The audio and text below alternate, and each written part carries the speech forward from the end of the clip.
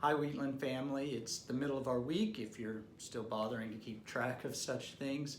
And I wanted to come to you with another video to encourage you and to challenge you as you continue to persevere in this shelter in place that we're all living under in these days. For just a moment this morning, I want to go back to something that I shared earlier in this shutdown and sort of expand upon that. Last week, I encouraged us to move from a position of waiting toward a posture of working. And I pointed out that the kingdom work of praying is one of the truly vital kingdom-centered activities that we can still participate in together as we cry out on behalf of our communities and our world. But the truth is, you may be finding it hard to accomplish anything in these days like focused prayer. I know I am. One moment we want to cry out in fear. The next moment we want to lash out in frustration. And then in another moment we are ready to just laugh at the absurdity of life in a world that seems to have ground to a halt. And underneath all of these roller coasters of emotions that we seem to be on, there's this one question that keeps coming up, and that is the question, how long? How long will this virus be stalking me and my loved ones? How long will I be hearing of death all around? How long will I be out of a job? How long will we have to stay in this position of hiding? How long? Did you know that God's people have always asked this question, how long, from their places of suffering and discomfort and dislocation? I'm not going to do it here, it would just take too much time. But would you take a minute today to go and read Psalm 13? It's really 6 short verses. And in those first 2 verses, David confronts God directly.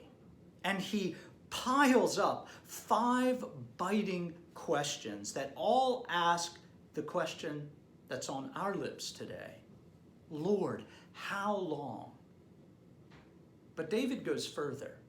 In verses 3 and 4, he demands that God look him in the eye and consider him and answer him. And then almost without a breath, in verses 5 and 6, the final words of Psalm 13, David moves from questioning God and demanding an answer to all of a sudden expressing trust in God's steadfast love and rejoicing in God's salvation and even singing of God's goodness. How is this possible? How are the first 4 verses of this psalm not at irreconcilable odds with these last 2 verses of trust and hope? It's possible because all of David's agonizing questions of how long were directed and addressed to God, the one who alone can answer and heal and redeem. And friends, that is an act of fearless trust and deep hope. And I think in the same way, all our questions in these days of how long, all of our begging from our isolation to be seen and heard and answered, when we direct these to God in prayer and lament, they become important and honest work that has the power to reorient us back toward trust in God alone. Honest, painful questions and laments to God from his children are not in the end faithless, but rather those actions enthrone God as the world's true king and actually give full voice to the fact that as his people, we refuse to live in alienation from our Father. Our sharp questions and our demands to be heard and answered are actually full-throated cries to God, to be reconciled to him, to be embraced by his love.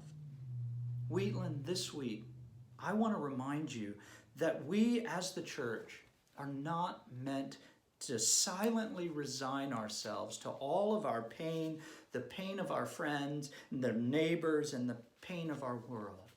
Yes, we must endure as good soldiers and bear up under all of the stress and the strain of it. But there is work for us to do in this waiting.